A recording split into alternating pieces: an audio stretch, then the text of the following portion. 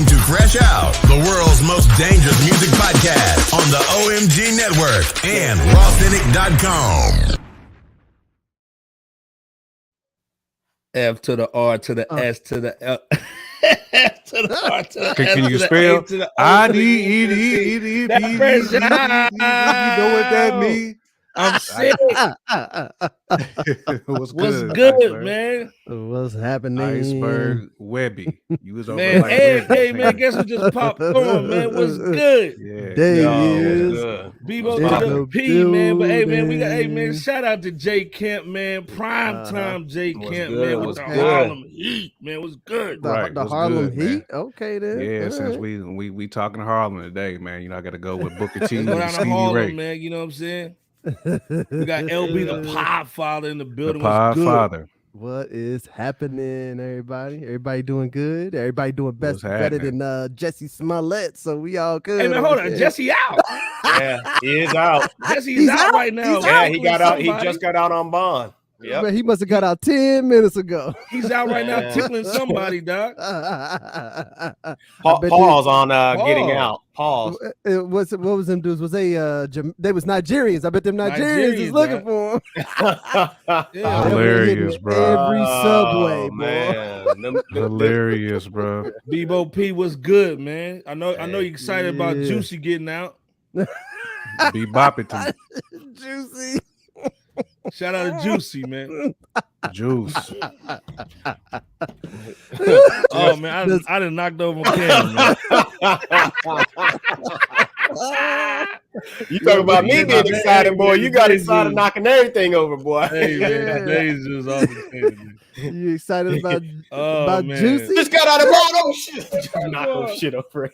Who does Juicy know, dog, to get out, man? That's what I want to know. Who does he know? Make Who sure. does he know to Hey, get man. out, bro? Hey, let me hand you Hey. the 10-4 Koofy early, son. Let me Hey, hand you the man. 10-4 Koofy early. Bro, like, Hey, who- Terrence Howard got him out, man. hey You know, man, but you know who's pissed right now, dog? You know who's really pissed right now? who's that? Who's that? J Camp's favorite dude, R. Kelly, dog. Oh, How the Bobby. heck he get out, but I don't get out. Robert And I'm Kelly. the Piper. man. I'm the Piper. The Pied He Piper, got too bro. many. He got too many bones. Too many. He too many got way skeletons. too many bones. Way too many Hey, bodies, dog, bro. he's known at the drive-through at McDonald's, dog, with them cookies, dog. That's trying to get the disgusting. youngers up. That's so disgusting, It's man. so Man. disgusting, bro. Hey, Ugh. man. Everybody good though? Man, we good, yeah, bro. man. Can be, bro. Yeah. This You can know how it be. is. How about yourself, Smooth. host? Oh man, I'm Mhm. good, man. Hey man, the Juicy thing got me messed up, man. I was on the first one. Let's be clear. Yeah. The Lakers are losing like crazy, so I'm mad about Oh that. yeah. Oh yeah. Jay Getting Camp's trying to cooked. give me therapy. Dog, pause like over the phone. Nah, it's I'm hard pissed. though. The Lakers make it hard, bro. They make it Because hard. they about to play themselves out the play-in. Well, to be honest, I would rather them do that though. I would feel better about the season Bruh, if they played man. themselves out. So I don't have to watch them flame out. I think Iceberg still needs some more consulting from you, bro. You Yeah. might need to pick up. You might need to pick up. That's my, why I said to me, my I'm about to consulting burn business. my little hoodie. the back best here, therapy is for it to be over with. The best therapy is for it to be Oh, done. Is Like, that I where it's don't at? wanna- It's a wrap. I don't want to see them play any extra games. Just So- as so soon as the season's over with, They just be get to done with it. they get to the play in. They getting dusted. They getting. It don't matter. Like they Hey can man, play we the can beat the Suns. Pelicans though. You know what I'm saying? We getting the play-in. You Then can on beat top, the but then Pelicans. this thing, the You Lakers got are to win losing. twice. The Lakers are losing. Uh-huh. And they probably not gonna get in the playoffs, which is pissing me Okay. off because we could have Alright. had a good season. I'm gonna blame Street Clothes Davis. Street and then- clothes. Juicy's getting out, man. Juicy. What a name. What up? What a up, name. Big Bo? So what a day. Bebo, man, come on, man. Help her, man. I ain't got nothing for that situation. I Hey ain't got nothing man, to just do with drive on over to Chicago, man. Nope, You know what nope. I'm saying? it. No, wrong. Like on the Water Boy, like how Colonel Sanders said on the Water Boy. Mama, wrong again. Hey man, well this is the Jesse, thing. This is wrong the thing. again. We gotta talk about L's favorite dude right now, man. Yeah. Real quick. Yeah. We gotta talk about that Trav Scott, dog. Yeah, He's over here yikes. major capping right now. Uh-oh. Mm-hmm. He's trying to get his bread back because he just had another kid. Salute to him on that, by the way. Okay, yeah, salute. But he came out with this little like Project Heal boo. Sounds some ID stuff, you know what I'm saying? You know how we try It to sound like finesse some Rainbow stuff every Coalition now to and me, then, you know, what it to make the sound like. community so we can do some other things out here. But he tried to do the little Hill Project Hill joint. And of course, the 9-year-old's family's like, dude, we're not, it's just a PR stuff. We're not feeling it. Like, should he like, and I gotta go with the Podfather because this is his guy. Yeah. Should he have just done nothing, man? Like quietly gave the family some bread and then just try to get back on Lollapalooza, what just get back on the road instead of just trying to do this extra little PR stuff. Oh man. Okay, here's what the answer is, right? Which is that these things like this are all about the details, right? The nuance and the details of it. The what he did currently is a bad look, right? To do a whole thing called Project Heal, HEAL, like we trying to provide some healing. It just it's just I'm not feeling it. You know what I'm saying? Like you brought it out there and it just doesn't feel very good to do such a thing like this. He would have been better off just releasing some flame, maybe to like SoundCloud or something, or heck, you know what I'm saying?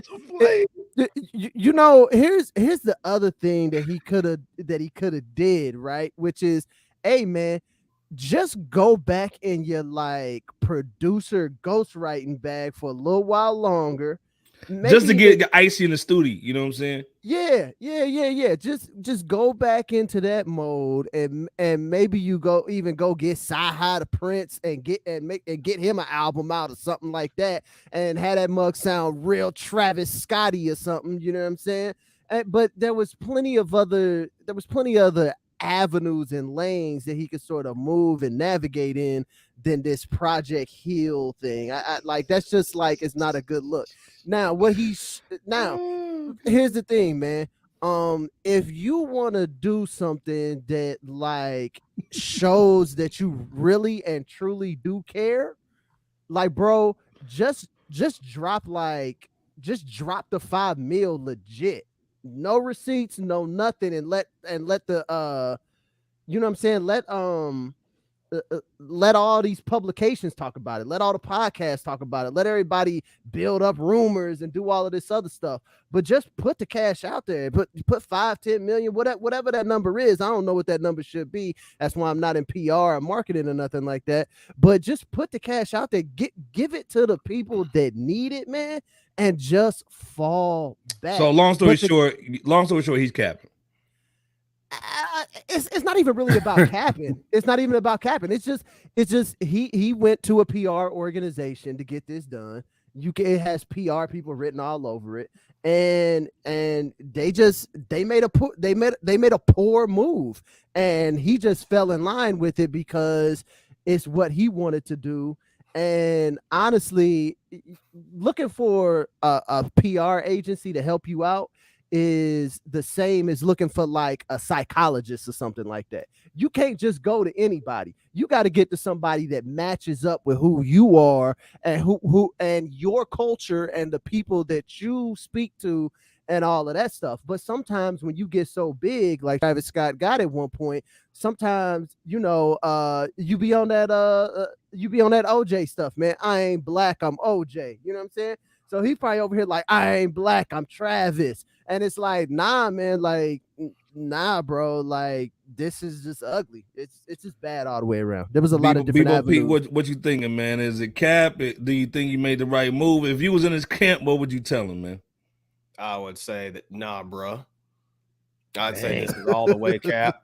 This is all day cap. This is just, I have to agree with L to a degree, a large degree, actually. For the most part, I agree. And I also have to agree with the family of the late 9-year-old Ezra Blount, who was obviously inadvertently killed from that November what was it, November 5th Astroworld disaster. And the reason I say that Travis Scott's Project Heal, I think is what y'all call it, is a PR stunt is for one primary reason.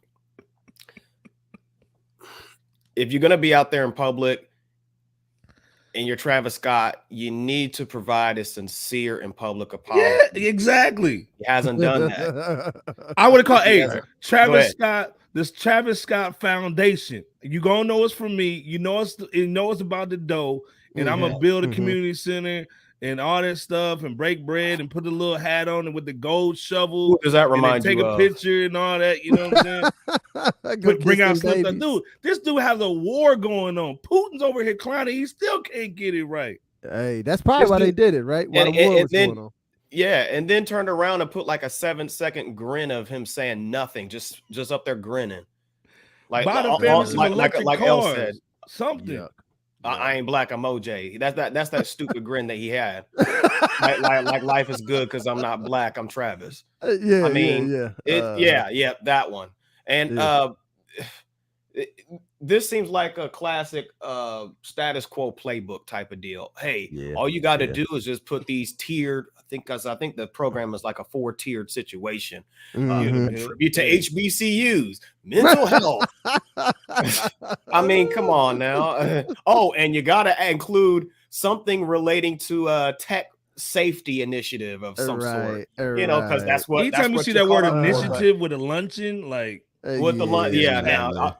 Thank you for helping to answer the question earlier about who does this remind you of? Fries, luncheons.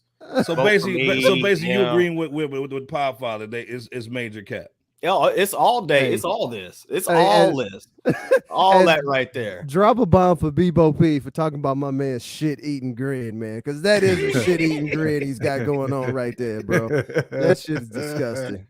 Nasty. Jay Kemp, so you got to disagree with them, right? You totally disagree. This is something good for Houston. This is really sincere and wonderful, right? Hell no, I'm not disagreeing. Damn. I thought you was gonna say it was sugar berries and flowers. I mean, nah, buddy. Like, there's no disagreement at all, man. I mean, to me, this is super cap. Travis Scott don't need to say nothing. That dude needs to lay low. Look how Deshaun Watson has recovered from his issues. This dude is about to get a brand new deal for keeping his mouth shut and letting his lawyer go to work, letting the facts come out. This man wants to be loved so bad. Like, you want everybody to love you, bro. Like, bump that, man. Like, lay low. To me, you put your time and your energy and your efforts in the music.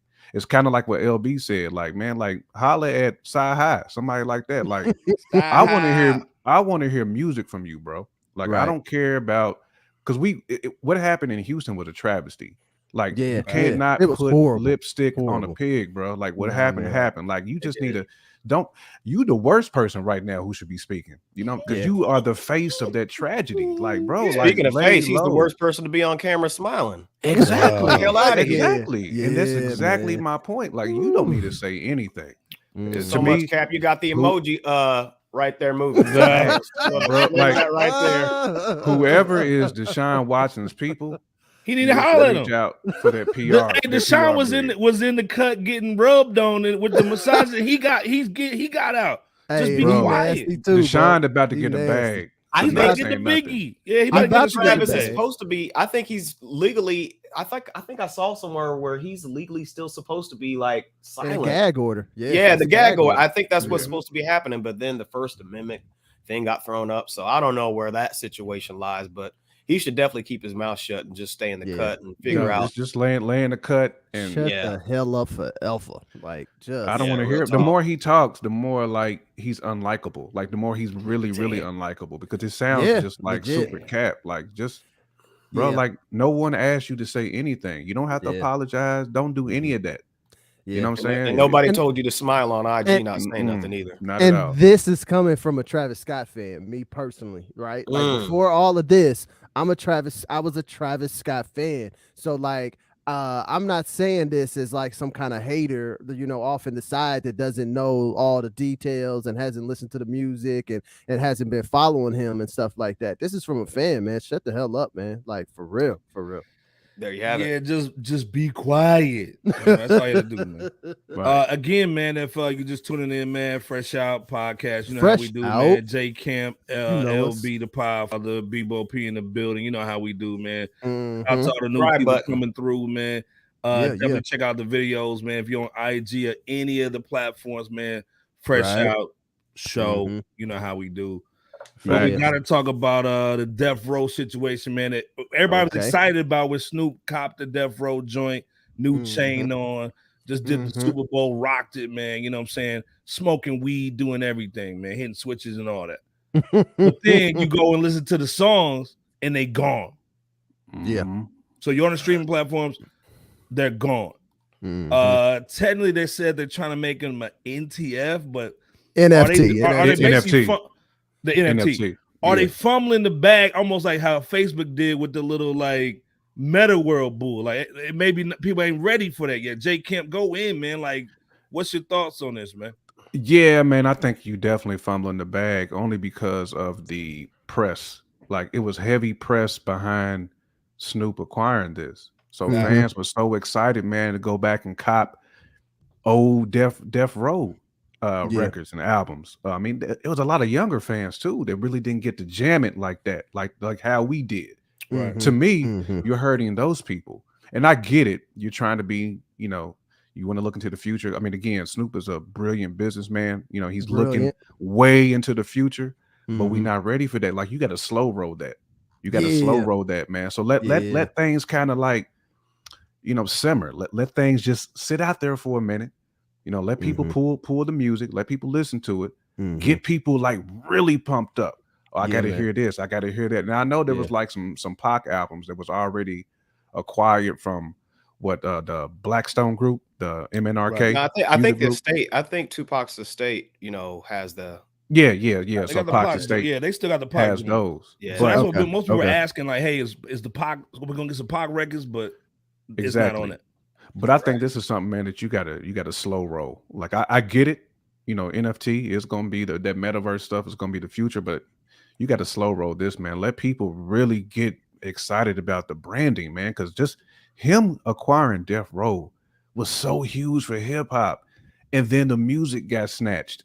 You know what I'm saying? Like, it's an L, bro. Like, no matter how you look at it, this is an L. It is.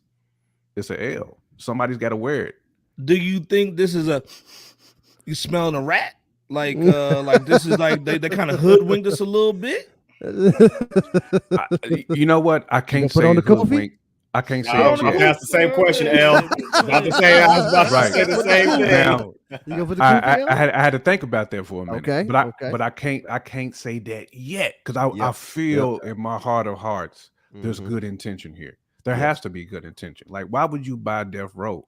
No, Snoop is always and you want some snake-ish. Like I can't buy that yet. Snoop has a strong track record for sure. He has a strong track record, and I'm gonna let him hold. I'm gonna hold him to that. You know what I'm saying? So I'm not gonna throw the kufi on just yet. Now I'm not saying that you can't Bebo P. If you want to Bebo P, Bebo P, go and throw it on, cuz. I mean, go put on that. You guys have been wearing it before me, so hey, Juicy's the gay Tupac. He could be on. He could be dropping something. He gonna drop that NFT collection. I'm coming out of jail and now I'm on Death Row, y'all. I'm the gay Tupac. Yeah, gonna drop that BUSSY collection, but anyway, all eyes on Bush. What you thinking, man? First album out on bond. Oh goodness! Double album. All eyes on Bush. First single, Psych Ward. God, come on. Psych Ward. Not seriously, like. Do you think they hoodwinking, or like there's maybe something bigger? Maybe J Camp is right. Something bigger is about to happen. I mean, this is one of those who knows situations because there's like a big question mark, like Jay Enigma wore, a few episodes ago. With that there's just really a big question mark. But whatever Snoop has up his sleeve in the grand scheme of things, it seems like the man is playing chess out here in business.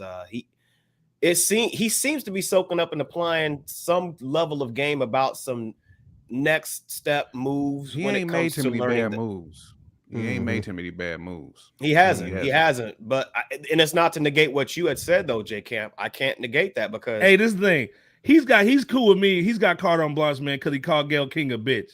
So You ain't right for dog that. head bitch. You talking about before he had to go to red table Before talk. Before he went on the red table talk. Now he gotta get on the okay. black table talk. That's right. Yeah, That's man. You right. need to come to the black table talk Yeah, for sure. man. I trust I'll him let for it right slip. now. I'm on the J Camp swag, but Okay. L, what you thinking, man? Just real quick on this. I think we got to talk about a couple of different things here. With Snoop. Here's the thing. The first point I think that we got to make is that I think it's just poor timing. Okay, so and that's what I was saying. Like the timing is not so we're coming good. off of the Super Bowl, and we're coming off the recent purchase where everything Death Row, Chronic, Doggy Style, Dr. Dre, Snoop Dog food. Yeah, all of that stuff, right, is just at a heightened level that it hasn't probably seen in decades, right? Right. So you got to keep that momentum going by keeping this stuff on streaming, right? So this is just poor timing. Now, this is not necessarily an L, though, from my perspective, because there's been plenty of other artists that have done a version of this and have come out ahead as far as like removing the records from streaming, but then at some point bringing it back to streaming, right? So here's my thing is that at some point this is going to all of this music is going to make it back to streaming. This is a temporary stoppage. Is the it way will, but you got to right? explain it though. No, I get it, but that's part of why just the timing is bad, right? It is. It's because I do think the timing is off. In 6-8 months, or even at the beginning of 2023, if he pulled this or whatever, I think that it would be a lot less noise about it because you don't have the recent purchase and the halftime, like all of these things aren't going on in this moment. So, but if you think about like even like Taylor Swift's catalog, it was off of the streaming for a long time and then came on there. You know what I'm saying? And then we think about Aaliyah's catalog, it wasn't on there. And then when it hit, it was like 10 albums that was in the Billboard, top 10 and all of this stuff, because obviously the numbers is crazy anyway. But so I don't think it's a bad thing to do this. I just think that the timing was off. Now the last point we really got to just touch on is just the technology portion of it, right? So when we talk about NFTs, we're talking about the non-fungible tokens. It has to deal with the blockchain, and everybody's really into the blockchain and the NFTs and all of those things. Facts, and if you follow Snoop Dogg on Twitter, you will know that he's a huge proponent of NFTs, and he's minting and selling NFTs and all of that stuff all the time. Which is a dope move. It's a dope move. I would tell all of our audience members, be very, very, very, very careful when you're interacting in NFTs and blockchain, because absolutely. There is a lot of fraud that does happen inside of there. And all the details of the blockchain and the NFT is not all the way worked out just yet. You know what I'm saying? FRSHOUT is not providing financial advice to those who decide to engage in NFT. Allegedly. Yeah. So I'm not any type of financial advice or anything, but basically NFTs and blockchain they at the Friendster level right now. They ain't made it to the Facebook level. They ain't even made it to MySpace level. They at Friendster. You know what I'm saying? They way back there as far as where they need to get to. So long story short, you giving Snoop absolutely. You know what I mean? You giving a little wink. No, he's got it. Okay, this is the right thing to do. It's just poor timing. I might have to agree. Poor timing is I technology, I agree and then the other part of the poor timing is the recent purchase and the halftime. All of those things contribute to this being a bad look. But honestly, if he did the same thing at the beginning of 2023 or something like that, I think it would be a brilliant move. And when this stuff does come back to streaming, and I guarantee you it will, go ahead and bookmark mark this spot in the podcast right now because it's coming back. It's definitely coming back to streaming. You can come back and listen to me tell you that I told you so. And when it does, it's going to go crazy on the charts. It's going to be bananas. And but I will agree with Mr. Harlem Heat over here. We do deserve some type of explanation of talking to us about what's going on and what's happening. I mean, you know what I'm saying? the fans were definitely flabbergasted, as like most anybody was. And again, I gotta agree that the timing was it did seem off. Yeah, I will say that's why I was saying the L needs to be worn because of the timing. Because man, that was such a huge media push when Snoop copped that.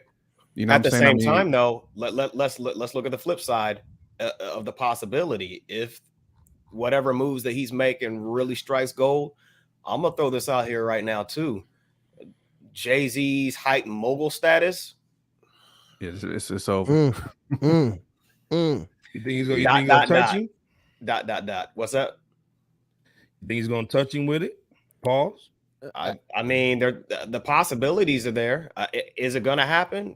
I mean, again, who knows? It's just one of those things where I mean, Snoop firmly has a plan. Like I don't doubt that at all. I just think you just got to slow roll it, or at least agree too. Give the crispy explanation of why this is being done and how it's going to benefit me as a consumer later.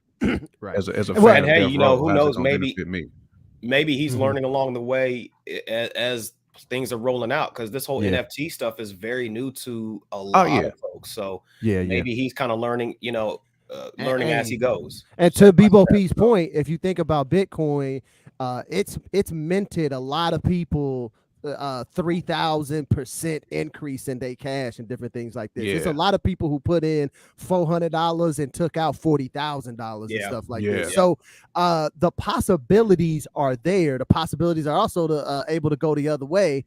But yes, if for some reason he happens to pull this and then something, the way that he flips it, it ends up at even just a 400% increase in cash or money or whatever. Hey man, everybody and you're gonna see a lot of cash copying it 100% all day. Yes, facts all day. But peace to Snoop, man. Yeah, peace to Snoop, man. Like I said, man, we give me the week. We see what you're doing, man. It's a party move from Goodfellas. You know what I'm saying? But that's why you gotta be on your iceberg slim. Sometimes you just gotta make sure you got that stuff in your stash, man, on a hard drive somewhere. Because I'm not missing. I got Snoop, I got Chronic, I got all of them, and I'm listening to them, and I'm streaming them. I'm all good. I don't know about the rest of y'all, but I got it. Oh, I'm right with you, brother. It's on Smash. Yeah, man. Hey, man. Speaking of Smash, man, my He's still excited over Jussie being out. I got you, brother. It's all right. Oh man, dude, I'm pissed. I'm pissed with today, man. I'm just off today. But let's be clear. We keep the hard drives on deck. Yeah, buddy. Yeah. If y'all want to know what time it is, we keep the hard drives on deck. Y'all see how he's holding it like I do them dollar bills, right? Y'all see how he's holding them, right? You gotta hold them like them dollar bills. We got hard drives. What you want, man? You know what I'm saying? Drives for days, baby. I got your girl on here too. Girlie on my lap. Oh shoot. But this is the thing, man. Go ahead, Al. Go ahead. Yeah, I'm fumbling the bag today, Doc. Hey man, you fumbling that camera for sure. Yeah, but this is the thing, man. We gotta go with the Harlem Heat. Oh, J. Kent, we gotta start you off on this. When I heard the record, Doc, this dude said, "You're not no architect. You just a nigga that knows how to market death." Dang, strong bar. This dude said, I'm still hearing the voice of St. James. I'm haunted by it. And you know, Biggie grew up on St. James Street. Yep. Sure did. J. Kent, I mean, this song, I mean, like, at first I was like, I'm not feeling the little, auto tune, but now when you listen to it, shout out to Carcino, man. Like, if you're not following him, Carcino for Life with a K. He said, dude, just from him rapping that way, you can tell he's still ghostwriting for a lot of youngins, man. Okay. So, but the bars were just, it was crispy. And like I said, he said, you try to change the name to Love, dog. I mean, like, so you know he was talking about Diddy. It's not like you just talking about some random person. Yeah. And then, like I said, let's be clear. Let's give Jay Camp his flowers. Ever since this dude Jay Camp ether Diddy a month I'm ago. gonna get Jay Camp some of these. Throw some money in there for Jay. I'm like, real talk, man. We gotta stop the show for Jay Camp. Ever since Jay Camp said that a month ago, Chris Brown got off. Freddie P came out dissed him. Boy.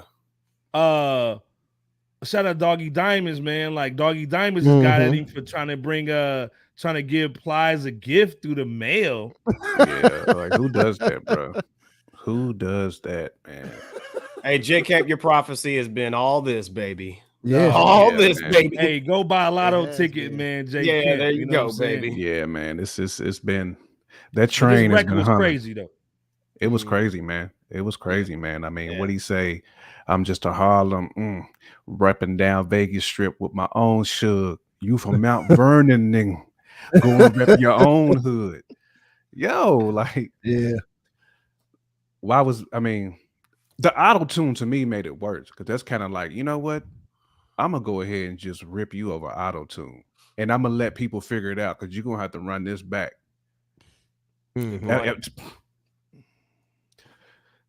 I mean, Mase came with that flame, bro. Like, I mean, in this thing, most of the time you think about Mase, man, like, oh, shiny suit Mase and dancing and background dancers. He came with murder Mase, man. And this is the thing. This is the second time he ethered somebody because he murdered Cam a year ago. He murdered Cam too. Murdered Cam. And if you still don't know how nice Murder Mase is, run that 24 Hours to Live back. Okay. When Mase was rapping with legends like DMX and LOX. Back when that was back during before, what was it? Well, obviously what you're talking about is after this, but he was part of the Children of the Corn. Yeah. Y'all go look that up if y'all don't know about that collective. Well, and like he said in the song, he said, man, I saved the label after Biggie, but nobody came after me. Right. And let's be clear, his pen, shout out to Gene Deal. Gene Deal co-signed this too. Gene Deal had to make the Chicago mixed popcorn. Because it was a movie that he was spitting, dude. Yeah. He had the lemonade. Gene Deal had the lemonade with the Chicago popcorn. Yeah. It was a movie, man. Mase had them bars that made me listen like when Nas is telling them stories over tracks. Like that's how I felt when I was hearing this. Completely different vibe. I'm not matching vibes. I'm not marrying the vibes. I'm just saying as far as the content. The content of the street story of actually spitting truth, facts. I felt like he was taking me from the Harlem days all the way through like the shenanigans. You know what I'm saying? Like he fed me that. Hey, let me give you one more bar. He said, since Cain killed Abel, I'm able to kill Cain. Love don't steal, my nigga. Change your name. I see no integrity in your name. Bebo P, man, what you thinking, man? I'm thinking I need that 10-4 Kufi for this one line. Oh, who got the 10-4 Kufi? Who got that 10-4 Kufi? I got one line, and then I'm gonna go into it. Said something to the effect of sell your soul to go to a brunch, in words, turn sweet after drinking that punch. Ooh, I'm sorry. Make sure there's no goat heads behind me. Hold on. Oh, okay. I'm like, first with that punch. Now, this is Mase's bar, so don't y'all be like, oh, beep up on that conspiracy theory. Y'all ain't heard the verse. And listen to that. But no, that's why we break it down, Bebo. That's why you come to Fresh Out, man. That's why we break it down. Drop a bomb. Absolutely. I don't want none of that. Camp and Bebo P. Yeah, we don't want none of that pussy punch from Bohemian Grove or wherever. We studied them verses because wasn't Ashanti from Mount Vernon too? Yep. Oh, that Grove. She from that punch. But no, close up, man. I mean, there's so much that could be said, but Mase is not capping whatsoever, especially since he had the support. Even I mean, y'all boy Stevie J. I mean, regardless of what recently transpired, he did confirmed something that most people He was on that juicy Smollett. Hey, but he did confirm at least something that comes to my mind, and that's the fact that Mo Money, Mo Problems was really being orchestrated by Mase. I mean, there was Stevie J producing it at the time, but Biggie peeped his head in and basically was like, "Whose is that? I want that." And with Biggie being the bigger star, he got the joint. And I'm just saying that as an example to, you know, the fact that he's been behind. He saved Bad Boy. He did say Bad Boy, you know, for as long as he was there. And even after, he was like, you know what, this stuff that's going on, it just ain't for me. And he left. He basically got blackballed because when he tried to come back, he didn't really get the effective reemergence prominence wise that he really needed. And then the third time he came back, he tried to get with 50 and Diddy blocked it. Diddy blocked it. So and you know, here Diddy is at these speaking of the brunch, that's another thing about that brunch. That brunch, I think, was that Rock Nation brunch where everybody was when everybody was toasting to but here, cheers to Black excellence. You know, those right. You know, those Negro status quo. I won't go into that again. But the thing is, though, you scream or talk about Black excellence even on stage, and basically how, you know, Black folks are being, I forgot the words he used, but basically he was saying that he was making it sound like Black folks were being held back or not respected by the Grammys, is how I think he put it. Black music wasn't respected by the Grammys and all that. But here you are talking to Mase, talking about, hey, Mase, you $2 million for your publishing ain't gonna cut it because the European cat, you need to match what he's got. So, I mean, I'm just saying, like, Diddy has been a cancer. He has been a cancer to pretty much whoever he's affiliated with business wise. And I want to say that dang near Stevie J might have been one of the only cats to come out smooth from a business standpoint. Hey, man, because he's probably drinking that juice. I mean, now that I can't condone or acknowledge that. Hey, you know, whatever with that, you know what I'm saying? But long story short, what was your thoughts on the record? Oh, the record itself was, I mean, if you could get past the auto-tune part, like J Camp stated, you still got Mase, Murder Mase there. Okay, Murder Mase there, and I do think it was done purposely. With the I think it was done purposely too. Man. And you guys already said most all the bars that I was thinking about that really stood out. I think the only other one that came to mind was N-words never love to pay the artist, but they love to pay the freaks. Y'all love to give all these to the freaks. And this is the thing. He didn't say the freaks were female either. That's true. That's true. Oh, hold on.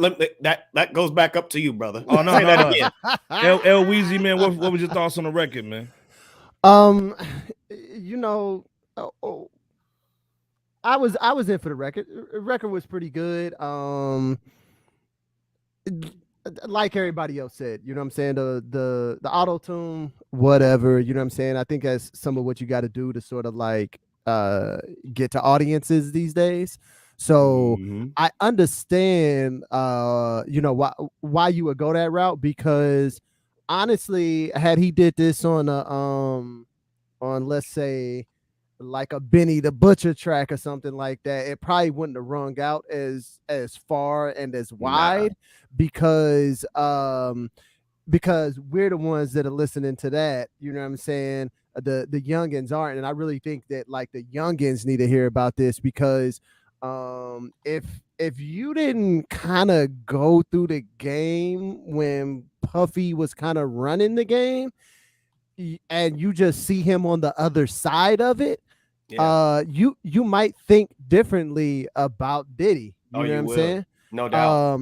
And so what I really like is that a lot of people are kind of just surfacing you know, a lot of the more true things about it. And we even talked about this, I think, last week with Hip Hop VCR. You know what I'm saying? About how shout out to Hip Hop VCR too. Yeah, man. Shout out to Hip Hop VCR. You know what I'm saying? About just about the track record of Diddy, and Diddy's track record, man, is not that great. And then you know what he's doing? He's taking a book out of a lot of old rich white guys, which is if I get on the other side of my money, I'm gonna basically just turn into this like philanthropist or something, and try to basically rehabilitate my image through by trying to be like, oh, I got Revolt TV and I'm putting on black people and I'm doing this and I'm doing that. All of these things to sort of like to sort of take care of all the things that he's done in his past. You know what I'm saying? I think that's but it's not. But it's not working. Okay. It's so funny you mentioned that, brother. I'm sorry. What were you gonna say? Yeah. No. The last thing I was gonna say is, man, I want to give a shout out to my homeboys from Earth Gang, because they was dropping a bomb on Puffy too. So they line was it's J Camp, man. It's just the J Camp effect. They said sometimes I sit back and roll up and think about my heroes, and so it goes. Gain the world, lose your soul, skull and bones, Puffy Combs. Oh, like, what were the last few words for those who might? What was that again, brother? He said, "Gain the world, lose your soul, skull and bones, Puffy Combs." Oh, okay. So okay. Earth Gang absolutely featured him as well on Power. You know what I'm saying? And these is from some young guys. So it looks like people are starting to pick up on the nastiness that that Harlem Heat is crazy. You know what I'm saying? But I think people are starting to pick up on that. You know what I'm saying? Is that, hey man, like we see him out here, and then like J Camp said, man, you over here trying to put my man Conway in dresses and tell people to rock Steve McQueen and all of this stuff, man. And it's just like, man, you nasty, man. And I'm glad that a lot of people are going out here and like acknowledging it, man. And Chris Brown, man, stay off of Diddy boat, man. And whoever else, stay off of Diddy boat, man. Like, don't do none of that. Everybody that gets around him in some type of social setting always end up caught up in some mess, man. Like, otherwise you're going on.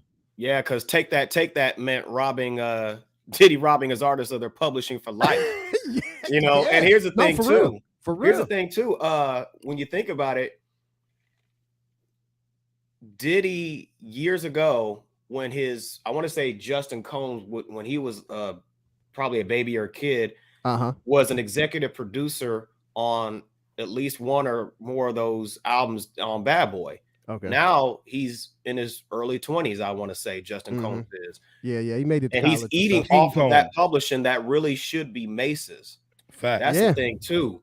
Yeah. And no digs on, Justin Combs at all, you know what I'm saying? But it just goes to show Diddy is not, Diddy's for the culture, but just not the one that you might think that he's for. There you go. That's the only and just ask yourself, if Diddy's so great, who right now is thriving from then to now? Not a single. J Camp, let me ask you this, man. There you go. Do you think Diddy was, because basically everybody was, that's music business 101 is to rape your artist. Do you think he really, Puff, was just doing music business 101? Like he was taught by Clive. Let's be clear. He was taught by Clive Davis, the finger puppet himself. You know what I'm saying? Do you think he was just doing music business, or do you think he really raped his artists? Man, it's definitely somewhere in between the middle. I mean, like nobody got anything off his label. And the reason why I say that is when you look at it's not to say that none of them got credibility, but when you look at long-term stability, what Bad Boy artist has long-term stability that they're just eating off of that. We can go and look at Death Row. There's plenty of guys who still cooking. But when you look at Bad Boy, we can go to Motown. A lot of them, unfortunately, have lost their lives. You know, one of the first black labels, Motown, still got a lot of people that are eating. And we know that Berry Gordy like raped a lot of them. You know what I'm saying? And this is my thing. You should be able to buy back your publishing at some point. You should. Just to fool me once.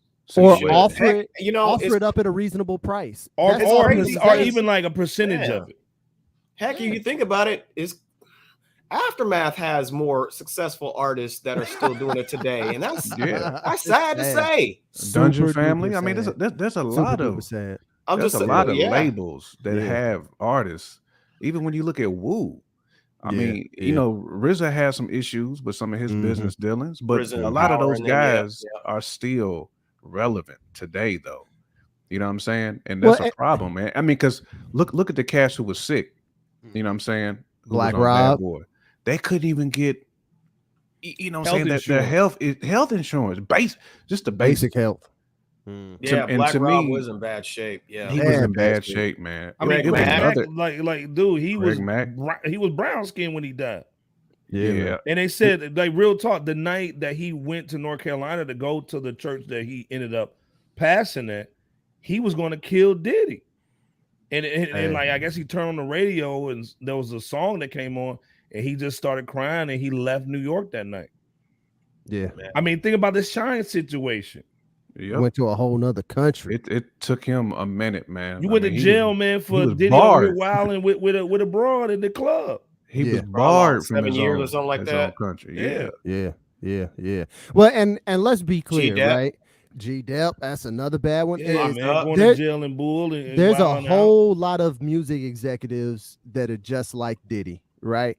But we expected a little bit more out of Diddy, especially the way that he tried to portray himself. And so that's why we expected a little bit more out of him. He is not the only guy that's doing this. No, he's definitely not. He's just the guy that's in our culture that we can easily point to and say, hey, man, you did this and you did this wrong. And he's had plenty of opportunities to make right some of his wrongs because he has more than enough money to be okay for him and all his kids and all of that. And he's chosen not to. He's chosen. And let's be clear, on the song, Mase said, why don't you get right with his with Biggie's mom? Right. Facts.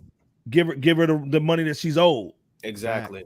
There should be no reason like that, like she should be not well. She's like basically going around like what's the dude that got? What's the kid that got shot with the Skittles in the tea? Trayvon Martin. She's going around like Trayvon Martin's mama, doing stuff to get money. She's be sitting back chilling. Because the whole thing is, Diddy still got his publishing, giving publishing to his mama. Well, and that we know that ain't gonna happen. Especially, and that's why he was saying you know how to market death. Especially allegedly, if that was your brother and quote unquote, and Miss Wallace was family, and you was doing X, Y, and Z for Miss Wallace. Hey, step your game up, bro. Practice what you preach when it come to that, because she should not be struggling. Period. Like not at all. Yeah. When we talk about Miss Wallace and you know, Afeni Shakur's, the folks and of that ilk, they should be cooking because a lot of people profited off their sons. They should be good. They should be good. They like should be real good. Right. You know what I'm saying? Like, but hey, yeah, it is what it is. Shout out to Mase. Yeah, shout out to Mase, man, for keeping it 100. Putting it on blast. Yep. Keep that up too. We gotta talk about Slaughterhouse, man. I wasn't always a fan of Slaughterhouse, but man, I'm fans of like some of them individually. You know what I'm saying? Okay. Yep. Come on, Royce is love Royce. Is just another crazy. Royce is just another level, man. But this goes into this whole segment is going to be a lesson for black men. You know what I'm saying? What can you learn from Slaughterhouse, man? Because this is not just a Slaughterhouse situation. This is black brothers. Yeah. A lot of times, man, we come into a situation where we can eat.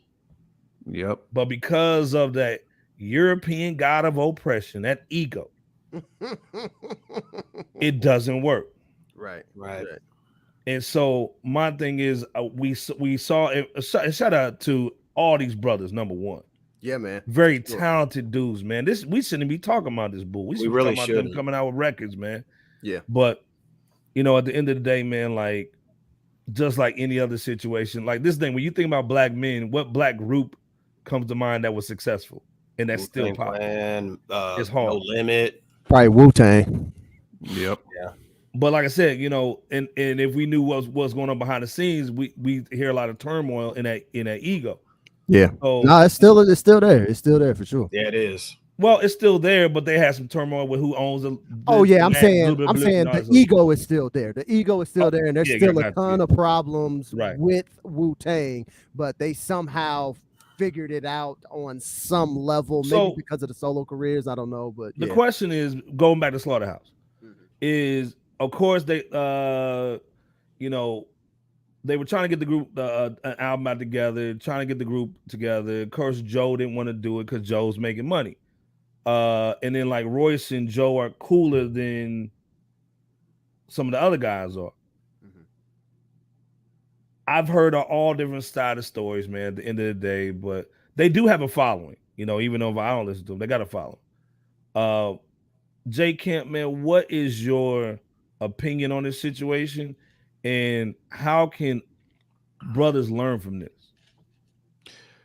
Yeah, man, and to your point, they do have a following. They actually have a really big following. But when you hear their music, it sounds disjointed. It sounds like there was no cohesion.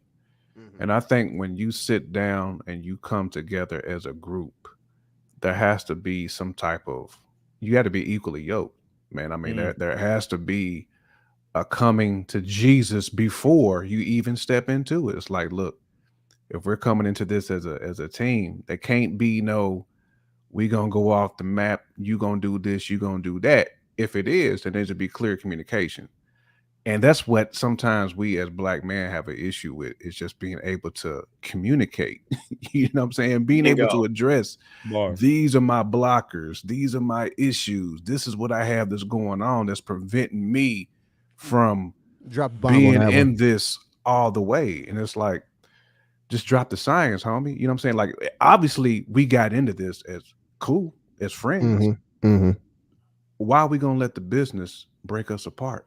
All because we can't communicate, because we can't sit down and just meet somewhere in the middle. You know what I'm saying? And it always comes down to bread. And to me, bread should be one of the last things that should break up a group. Especially brothers. Especially brothers, man. It should. And it takes away from the talent. So basically, you hurting the fans, and not only are you hurting yourselves, but you're hurting the fans, because the fans don't get a chance to enjoy you at peak powers. Facts. That's what made me upset when I used to hear Slaughterhouse, because all of them individually can kill, obviously. Yeah. But when you hear it, it don't sound like any. It sound like, I'm gonna send you 16. You know, listen to it if you like it. Cool. You know what I'm saying? It sound like I heard 4 individuals. I didn't hear a group. It wasn't like when we sit back and listen to Wu. It sound like they was in the studio together, like eating. These guys, when they rap, I just felt like y'all just, it's 4 dudes just on here rapping. Yeah, man.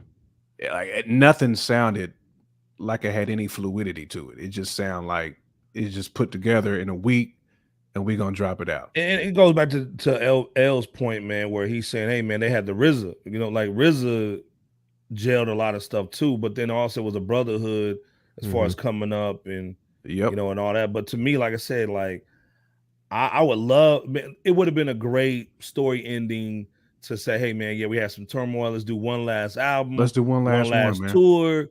Yeah, and man. Like, and give these young dudes some bars. They could have blew the roof off of that. Well, blew the roof off, man. Especially with Joe's new success. Yeah. You got the platform. Yeah. And even Royce's new success as well. Yeah. Man. I mean, and to be honest, I felt like Royce grew probably the most. Man. Off and he got that bottle out that shine too. Exactly. He's just motivated, bro. That was another thing. Crooked did too. I'm glad you said that too, ID. I think that was another thing too that hurt them as a group, is because they was supporting each other's habits. You can't do that when you have a group. You can't. You gotta tell his booty. Yep. You got to tell your homies, man, if we're going to be in this again, we got to be in it 100%. You got to get off whatever you want, whatever demons that you got that's impacting your talent. You got to get off that.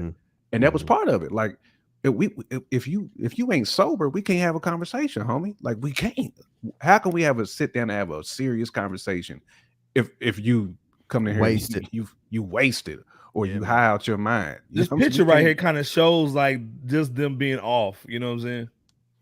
Honestly, to be perfectly honest, like I don't even know if they all in this same picture. Like this, it could have been cropped. Absolutely, you know what I'm saying? Good point. I have no clue if it's not or not. You know what I'm saying? Power father, man. So you right. Great point. I'm with you on that picture thing. L, go in, man. Oh, okay, yeah, man. So, man, yes, this is just it's horrible, right? Because each one of these guys individually can cook, man. Okay, and they all cook in a little bit different way. You know what I'm saying? Mm-hmm. And I think that's why they have like a loyal fan base, is because everybody knows, like, oh man, like all of these guys can get to it when they decide to get to it. To kind of to talk about a little bit of the details. Basically, we got I think a Crook and a Joel album that's coming out. Yep. Honestly, a lot of this does feel like a publicity stunt. I thought it was from Crooked and Joel, because like they're dropping an album. Honestly, Royce and Button, for different reasons, have gained a little bit more fame. Not necessarily that they've gotten better or have been the better person or anything like that. They just gained a little bit more fame since the last time. And so it made perfectly good sense to be like, well, hey, if I want to get this Joel and Crooked joint sold, let me go ahead and get all the rest of the Slaughterhouse fans involved, and the fans of Royce Solo and Joe of the podcast, right? So some of it just feels very marketing to me, you know what I'm saying, when when I look at it, you know what I'm saying? So one of the other details is that the reason that everything, I think, kind of fell apart, it started with Joe because he just wasn't happy with the way that the contract was going over at Shady, right? So that kind of started the disillusion of the group or whatnot. And so you would think that if I'm Crooked and I'm Joel and I'm saying, hey man, I really and truly want to get this group back together, the first thing that you would attempt to do is address contracts and money with Joe Budden, because he was like kind of the crux of the problem from the beginning. You know what I'm saying? Now Royce's position was just like, listen, man, I see Slaughterhouse as these four dudes. If these four dudes aren't doing it, I'm just not in it. Okay. And so then they kind of said, well, if you ain't kind of rocking with us, that means you're rocking with him. You can't, you know what I'm saying? And so they said, all right, you over there, we over here, and this is kind of how it's going to roll or whatnot.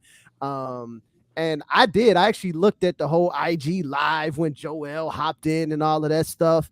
And to be perfectly honest, Joel really didn't deliver me too many like compelling arguments for why the group really should have came back together. Like everything he didn't say anything that was very compelling. Like, oh man, like Button and Royce kind of fumbled the bag on this one, or they fumbled the thing. Now we do know that there was a bag of money on the table, and obviously we don't know the details. We probably never will. But basically the crux of that argument was that Joe and Royce was saying, give me more details about the deal. And basically Crook and Royce just said, oh, it's a bag of money. Just take the bag of money and let's go. And they said, no, tell me more details. And then they said, oh, well, you're just saying no. And then that was the end of it, right? And then everything else kind of just spun out from there. They talked about some stuff with using the logo and all of this stuff and setting it on fire, blah, blah, blah, blah, blah. Don't really know. Crazy stuff.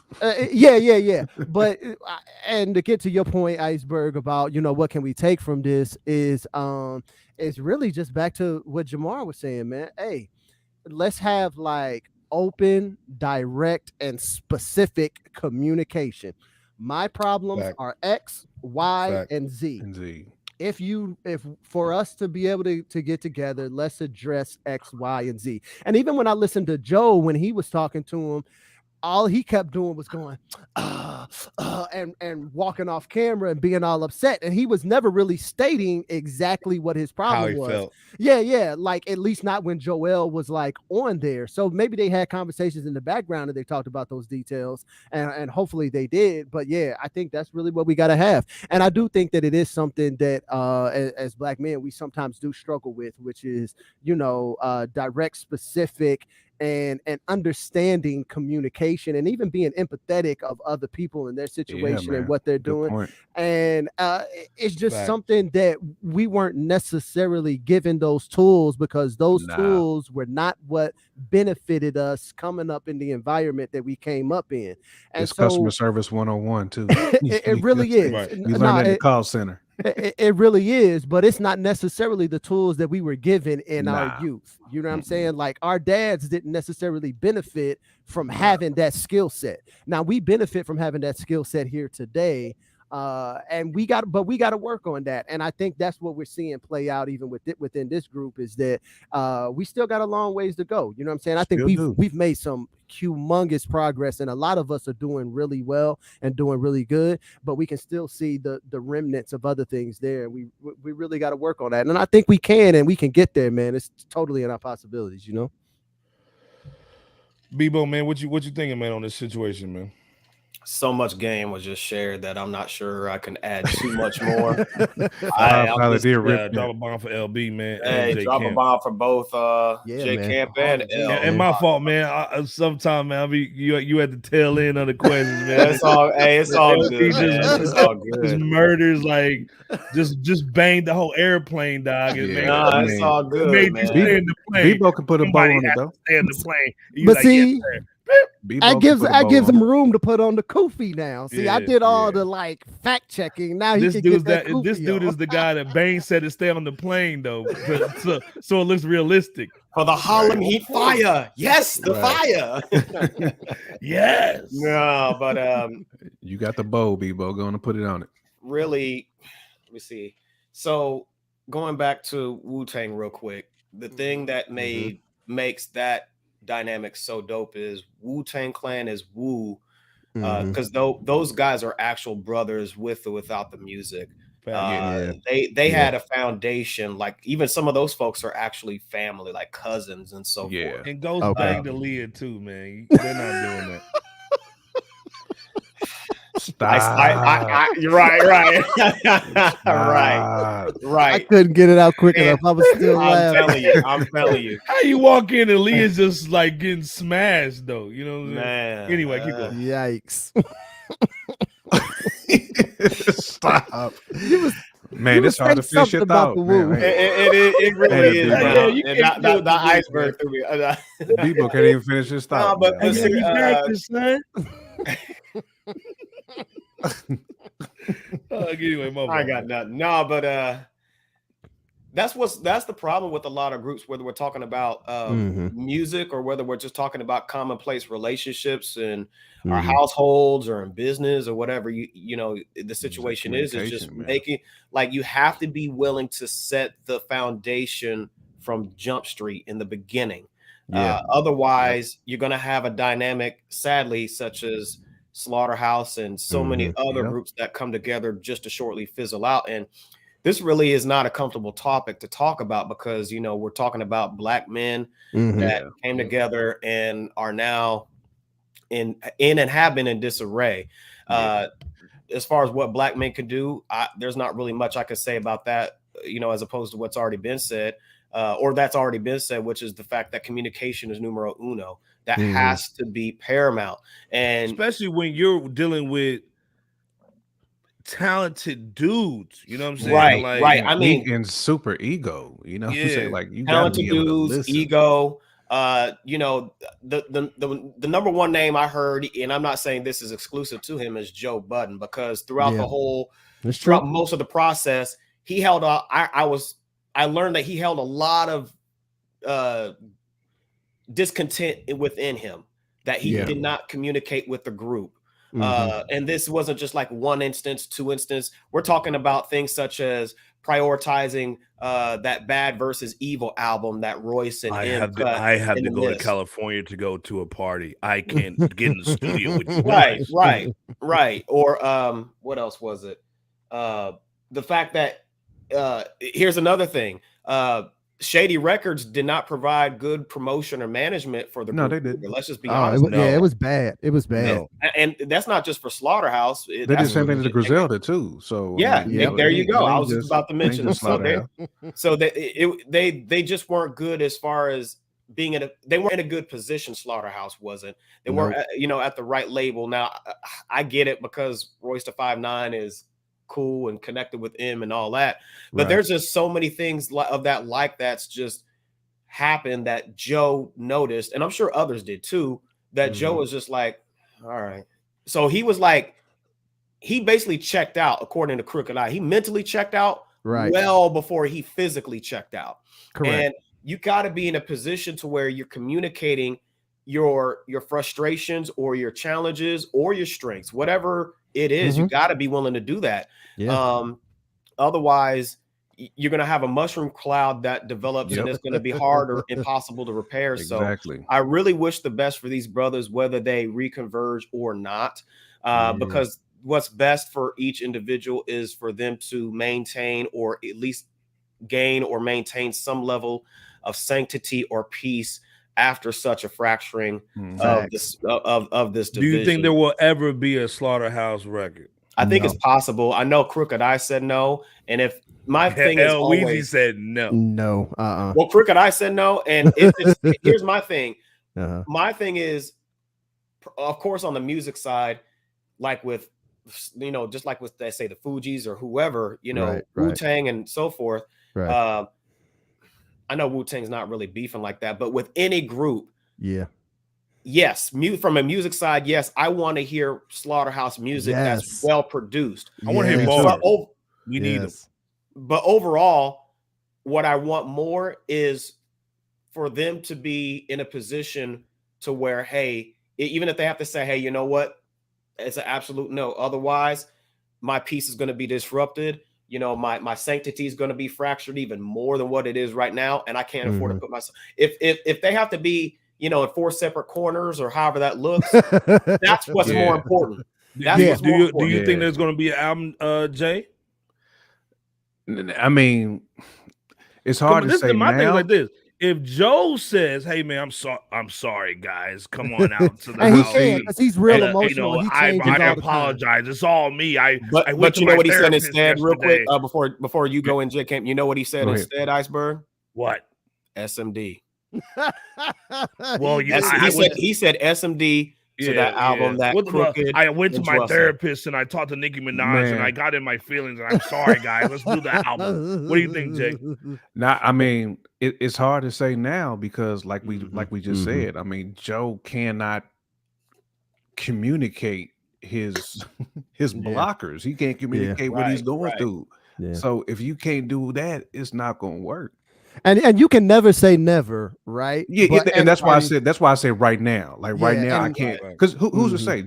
Joe might have come to Jesus. Yeah, and he might get better. He does it all the time.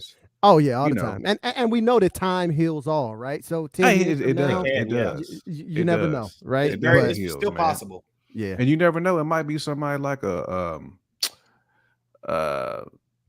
heavy producer. Yeah, who got some swag. Who might be like, look, man. I want who gonna pull a RZA and get them all on a boat. Well, and let's be clear, Crooked Eye said that Joe was down, but Joe wanted to fund everything himself. Nah, bro. And Crooked Eye was like, no, he's not. I'm not gonna let him fund it all. It's got to be a group thing. Well, I would have to understand the funding piece of it. Like, does funding mean that you get to own that you get to have all the say? Yeah, you want to be right. Maybe that's where Crook's coming from. But no, I think that's exactly where the problem lied. Is that I think what it was is Crook and Joel would like, hey, nah, we just got this bag from this guy over here. And this guy is dictating everything. And I think what Joe was trying to say was like, I don't want somebody else dictating everything that goes on with Slaughterhouse. Right. So I think he was saying, hey, I want us to fund it, or I want us to do it so that we take control of it and not somebody else. Which is hard to do that because Crooked Eye was saying that he wouldn't talk to him. Well, yeah. When you're not so he talking, would basically say, "Hey, when you're not Royce, this is how I feel. Royce, you tell them how I feel." And you can't communicate like that. You Yeah, can't. That never works. No, his communication is it's funny to be such a prominent podcaster. When you see his interactions with other people, his communication it's weird, bro. But we can also see from the podcast that his business is bad. Yeah, I mean, if you think about it, like think about every business move of his, and that it's not to dump on him, but it's a reflection of who you are. Yeah. There's something left to be desired there. He definitely has to up his game in that particular arena, 1000%. But I get the sentiment, right? The sentiment is, hey man, I'm at a point where I'm not just taking I'm from some Rudy Poo dude. Yeah. Like what's that when you sign a contract and they just give you the bag of money? What is that called? The advance. I'm not just taking an advance and doing an album. I want to get more hands-on and get more involved. But he never communicated that in that way. And I think that's where the problem ends up lying, right? It's because, then you get this thing of like, oh, well, he wants to fund it himself and have all control. But if he's not communicating to you in the right way, then you're going to lose everything in translation.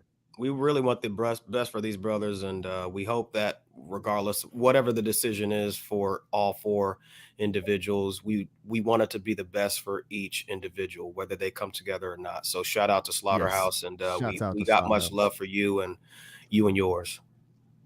Preach.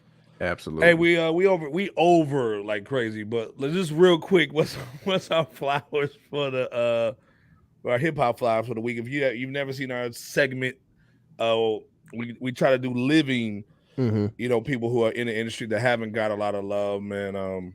BOP, let's start with you, man. Who you giving the flowers to this week? I'm stay in NY or go to NY. I was in Y. Yep. Okay. And I'm gonna hit up Flatbush. Peace to Flatbush BK for generating arguably one of the top tier hype men in hip hop. I'm gonna go with Split Star.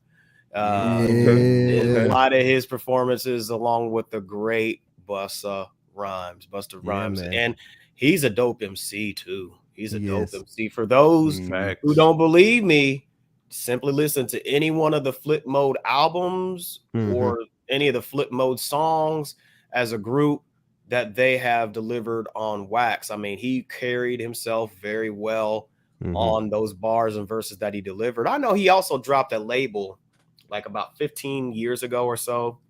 I think it's called Paper Rock. So, and under that, I think he dropped an album. He dropped one album called Contraband. And I want to say that was under Busta Rhymes' newer label Conglomerate, but at least he put something out there to the atmosphere, which I haven't heard yet, but I did hear at least a couple tracks from a mixtape. I want to say it was called Let the Streets Decide. And he had a video called Big Rings that had Busta Rhymes in it, and he had a track called Grandma Used to Say, which is dope too. So definitely check him out on Wax. Salute to one of the greatest on stage, hype man wise, and just period, really. So peace to Spliff Star. Yeah, man. Shout out to Spliff, man. Like, hey, he's probably the greatest hype man of all time. Oh, absolutely. He is. He's by far the best hype man. Yeah, he's by far. And he's been by Busta's side and has not and he's never like, oh, I need to have he's not the Memphis Bleak. I need to have an album. Yeah. Right. Nope. Right. None of that. And he didn't crash the car. Kim, man. I'm gonna actually go to the Detroit. I'm gonna go with my guy El Zai, who I feel is one of the El Zai for 7 most underrated just rappers that nobody is really that not many people have heard of. I mean, unless you like a real hip hop head, like you know who El Zai is, but he's not like mainstream. No, but by no means. Within the hip hop community, he's very well respected. He was 1/3 of Slum Village. Yes, he got brought in later. I think it the second album he got brought in. He did a couple of tracks, and then he was on the Trinity album. I want to say so. Yep. Okay. He was definitely on the Trinity joint. Then he dropped the Elmatic mixtape that even got co-signed by Nas. Yes. They rapped over every single beat on Illmatic. He Crazy. called it Illmatic. And it was such a phenomenal. I mean, even Nas gave it flowers, yo. He did. Oh yeah, he did. You know what I'm saying? I mean, it wouldn't. Yeah. And it took balls to do that. It took man. balls to remake Illmatic in your own image with every single beat, every single produced track. It was He like did 5 albums with Slum Village too. Actually, yeah. 4 or He 5. did. Yeah, but and he really hasn't. Illmatic was tough. Go ahead. It was tough. He's never put out a bad project either. I think he got a new one out. He does, or either out or coming out. He's got the Zeitgeist. Zeitgeist is coming out. Yeah. I know he's had. I mean, he's worked with just about every ill producer you can think of. You know, Alchemist, Knife Wonder, all those guys. Legendary in the game. Period. Dilla. He was one of Dilla's favorite artists. Dilla wanted to put him on so bad. That's how he got with Slum Village because of Dilla. Yep. That Jericho Jackson was tough too. Oh man, Jericho Jackson was money. That's the one I think that Knife Wonder basically heavily produced. That was that's a Crisis. Crisis from yeah, Crisis. But he's tight with 9 too. So yeah. But man, shout out to Elzai though, man. Like I said, one of my favorite rappers that nobody has really heard of. Hey man, like Elzai and Sci-Hi probably ghost written a lot of your favorite rappers. Go back and listen to these dudes, man. Like real talk, man. Like go and stream some of these cats, man. Real talk. Yeah, man. A great one, man. Great Shout one. out to Detroit. Detroit got so many great artists. So many. We need to do we got to do a draft. It's coming. It's coming. Yeah. We got to. It's coming. Yeah. Look, spoken well from the Podfather. It's coming. L Weezy, man, what you got, man? Hey man, I'm gonna go ahead and stick in Detroit with Royce the 5'9", man. Like I almost went with Royce. I swear to God, I almost went with Royce, man. We was already talking about him. Can you basically say like real talk? He's like the comeback rapper of all time. Oh my God, bro! He's already nice, and then you get your life right, and then you come back even crazier. That's how you can tell when he got off that oil, man. It was just another level, man.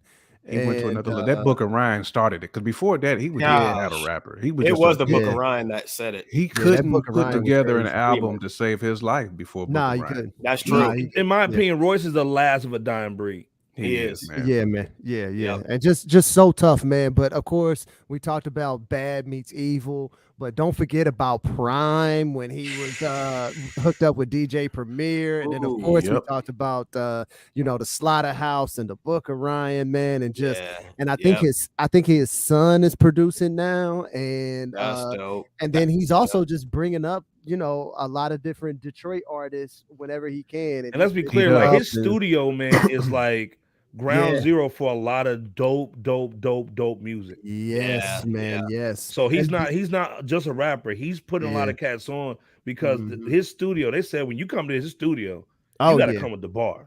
Oh yeah. Well, and here's the thing, man. Is like if you love Eminem and you love still seeing Eminem anywhere that he's at, then you got to prop up Royce because Eminem can't seem to get out of his shell unless Royce comes in and is like, hey man, I think you need to come hop out this shell. And give people a little bit of heat. You know what I'm saying? Royce is the number one guy I think that shakes Eminem to his core. If there were to ever be a beef, it'd be Royce. And he said it in so many words.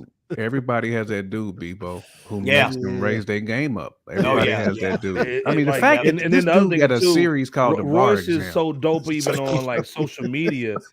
I would pay money to have a conversation with dude. Yes, man. And then I mean, he even matched up with Lupe on the podcast, and we all know that Lupe's not a fool either, man. So just to even just to step on the mic and have a conversation with like smart brothers. Like I know when I come on here, I gotta have my game tight. You know what I'm saying? Because I know, with Bebo P, he's gonna be dropping heat, Harlem Heat. He got it in the name. Slim is gonna keep us like on point. Like I'm just so like when I come in here, I know I gotta have my game right, and I think that's what Royce does for a lot of other people. They know that if you stepping in there with Royce, man, you better have your game together because he's like Buster. Yeah, he gonna keep you honest. Not only and this is the thing. Let's be clear. Can we say Allegory is a masterpiece? Allegory hip hop masterpiece. We can say that. Yes, I would say along with the Book of Ryan, but the Allegory was just the next step up. That's what's crazy. The Allegory to me, man, is a full album. If I pass down what hip hop is, if I don't go to the 90s, if I want to pass what hip hop is, I pass that down to my nephew. Bro. That's a great point. But to not sleep on the fact that he ghost wrote for Dre too. Yeah, man. What was the joint? I forgot the name of it. It was all kind of stuff. No, it was on the 2001 Dr. Dre album. Okay, okay. He did ghostwrite on there. Was it The Message or what was it called? It might have been a message. It might have been a message. Gosh, I forgot. You're right.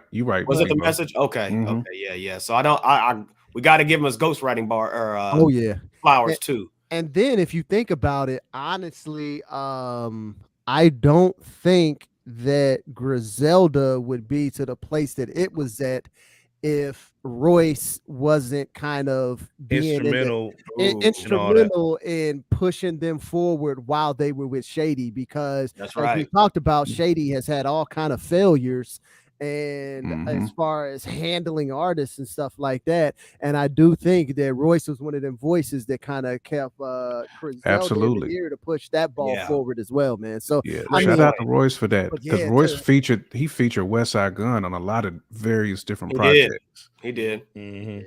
And just Book of Ryan to Allegory, that transition, boy, nasty. And the Book of Ryan was so dope because it was a book about his life. Like it really was like reading like from first page all the way down, you know what I'm saying, to the end, to the last part of it. The dude is playing 3-dimensional chess. Real talk. Yeah. But hey, we're looking forward to seeing how much more of a masterpiece that Royce is gonna drop after the Allegory album. So it's just, he is. But and this is why I wish they would have kind of got the Slaughterhouse together to do the tour. Yeah, it would have been nice. I'm not really looking for crooked eye bars, but but you never know. You know, when you get around, great people, man. You know, you might get something. I mean, but let's be clear too. Crooked Eye is nice. Joe, he's not Joe my favorite, but he's nice. Exactly. And Joe can rap.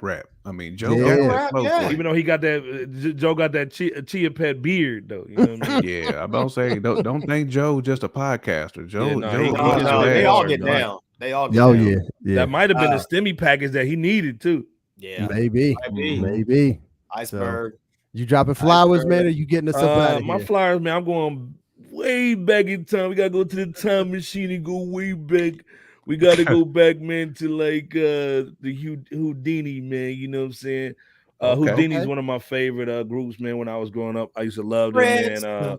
How many of us have them? And the biggest thing is they had that 5 minutes of funk and that freaks come out at night. Yeah, freaks come out. Some of y'all was birthday that come out at night too. Some of y'all was in that van with that carpet on the wall. Because that influenced Digital Underground too. Oh yeah, Houdini had a lot. They had a lot of influence on groups like Digital Underground too. They did. I mean, you can hear it all in the music. You really can. And shout out to Ecstasy. Ecstasy was the one that always wore the little pilgrim hat. He passed away in 2020. But I mean, Jaleel, and they had the DJ was Grandmaster C.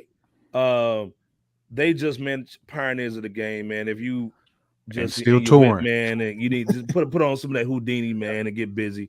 You know what I'm saying? Like I said, some of y'all was birthed to that Houdini in that Shag van. You know what I'm saying? Man, that Shag with that VCR combo with the TV in the middle. With that bar in that shout out to Courtney Crawley's dad. the deep freezer. With that deep freezer in the back. Go back in the van, give me a soda. You know what I'm saying? Right. And next thing you know, you're give me that red at night. Right. Hey, all right. Right. Look at that brick house. Get her in the back of that van. Man. You know, if you getting that red pop, bro, that's crazy. Boy, that red get her back in that van. Get you a soda. We're going to the Legion tonight. Come on, the Legion. Get in that van. You don't got some beers in the back of some sodas in the back of that van. Damn it. Yeah. Well, we going to the Mason Hall tonight, baby. The Mason Hall. Don't drink none of that Diddy punch though. Don't drink that shit. None of that Diddy punch. Don't drink that shit. That Hey, Grove man, other than punch. that, like I said, man, shout out to all our hip hop flowers, man. You know how we get down. Again, Fresh Out Show every Wednesday, 9:30. We here. It might be 9:40, man. You know how we do, man. Subscribe, hit that subscribe and like button too. Gotta do it. Gotta do hit it. that joint, man. We Again, appreciate y'all. we here every Wednesday. If you want to join the fan, we got the Discord server popping. It's gonna be in the description below. We got the FB group. That'll be in the description below.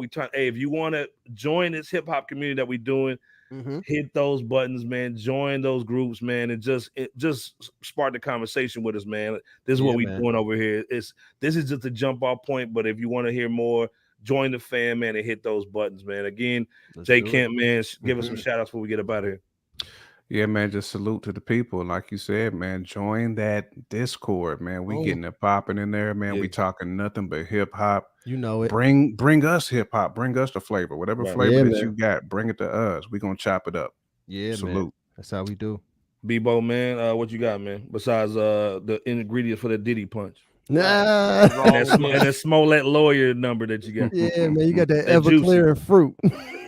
Right. Oh, they eating the fruit. They get drunk on the fruit. Shout out to Nina. Nino. I don't know what y'all talking about with the drink and the phone call. Shout out to Nino Bays up at when he was up at Wabash College, man, getting everybody drunk. Man, that Outcast the Outcast joint, man, changed my life. Yeah. Man, had it popping, man. It was one of the best events. Shout out to Nino. No, but just continue to stay safe out here. I know that the cases are going down in most areas or some areas, but that doesn't mean that we shouldn't do what we feel or what needs to be done to be safe. Yeah, so definitely continue to stay safe in the regard that you see fit when it's ultimately said and done. And you know, going back to what we had talked about regarding the slaughterhouse conversation, just real quick, don't be afraid to communicate. No, and even if you are afraid, then jump in afraid. Because brotherly or sisterly discord is never really something that should linger in any relationship, you know, business or group setting. So we just want we clown a lot, and I know we say this all the time. We really want the best for, you know, just our brothers and sisters out there. And everybody that we have conversations about. Exactly. And to you all who subscribe and just listen to us, thank you. If there's somebody you need to talk to, don't be afraid to pick up the phone or do what's necessary in order to at least make the conversation as productive as possible. Because you know, tomorrow's not promised, and you don't want any level of regret to take place. So again, much love to everyone coming together to start or continue an initiative as a collective in order to really build in some capacity. So shout out to y'all. Like El said, man, it's empathy, man, and that's where brothers come in, empathy, man. At the end of the day, man, you gotta have some empathy, and brothers mean. And LB knows it's between me and him. We've known each other forever. We can get to a yes or an agreement way different ways, and we don't always agree, man. But the fact is, man, we brothers. And I remember this one dude said, and he told us when we were younger, he said, man, y'all gonna stop being friends at some point, man, because that's just what happens. And me and L looked at each other like we never gonna stop being brothers, man. Never. I don't care what goes on. It ain't going down. Player. It ain't never gonna happen. We looked at each other and we still brothers, and we all are cool to this day. That right there, folks, that's what we were trying to communicate. That's the foundation that we were talking about, is that commitment, that drive to say, hey, you know what? We're putting that stake in the ground to say this is what we're going to live by. Yeah, you remember that conversation, L? Oh yeah, I remember it clear as day. It's crystal clear. You hear that? Clear as day, folks. Years ago, clear as day to this. Clear as day. You can't let that wedge get driven in between. I don't even think I was 21 yet when that conversation happened. But yeah, I think he said, he said, y'all get about 40 something. He said, y'all ain't gonna be friends. Like, that's just how it goes, you know. And I remember clear as day. I'll never forget that moment. You know what I'm saying? And several years later, here we all are. So. Because y'all still here. Y'all value. There you go. Y'all value. We still here with that with with that Roscoe Jenkins little Kwanzaa on eating that little barbecue. Yeah. Right. We still here, man. Hey, and let's be clear, man. Hey, we didn't argued and yelled at each other, and we didn't have moments where we weren't talking, and we had times where like we absolutely did not agree with the other person like at all. Like not even close. We was not even in the. Or there's been times where I do something crazy and he got to back me just because you know that's too. Bro. That's too. And ID didn't held me down way too many times where I was being wild, and he knew I was being wild, and he was like, "Hey man, but that's my man's. We rolling. We'll figure this out after the fact." You know what I'm saying? So. You know, and that's true brotherhood. Brotherhood's not being perfect. It's not. It's basically coming back and saying, "Hey, man, I don't even remember what we was talking about. Hey, man, let's just go get some drinks. Let's go kick it. Let's go think of something cool. Let's do something fun, man. Let's take the kids to Barnes and Nobles. You know what I'm saying? And they let them ball out with some books and toys, man. and sometimes, man, that's what as old men, that's how we rock out. You know what I'm saying? Man. Yeah, man. Yeah. Jake, L, any little joints before we get out of here, man? Nah, man. Just shout out to y'all brothers, man. We talked about it. I think the theme is really about the brotherhood, man. And we're showing it here every Wednesday when we come out here to Fresh Out, man. I usually always shout out the fans, of course. Shouts out to y'all, but shouts out to all you brothers here, man. Because I mean, we have been knowing each other for 2 decades, man. There's been some time in between, some of this and some of that, and we've been in different cities and different places, man. And I'm happy we live in the age where we do, where we can, hop on the text message, hop on the phone, hop on the FaceTime, hop on YouTube and have these conversations, man. So shout out to the Fresh Out brothers, man. I really appreciate y'all, man. It's a therapy session every time we hop on here. Salute. It is. It really we try to go therapy. in and there's a lot of times I know each one of us doesn't necessarily want to be here right now, right in this moment. Bro, I got chicken right here looking at me the whole time. I got a whole plate of this chicken. I ain't ate all day. Go ahead and show everybody that chicken. Dude, again. I got the chicken. Come on, man. Hold on. You got the fans all on the plate. I got some spaghetti that's cold as hell right now. Spaghetti.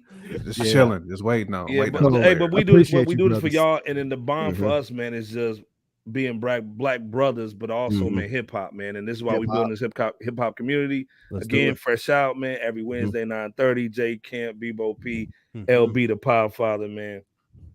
We out, man. We out here. Reach out to somebody that you haven't talked to in a while. Do it. Peace. N-word.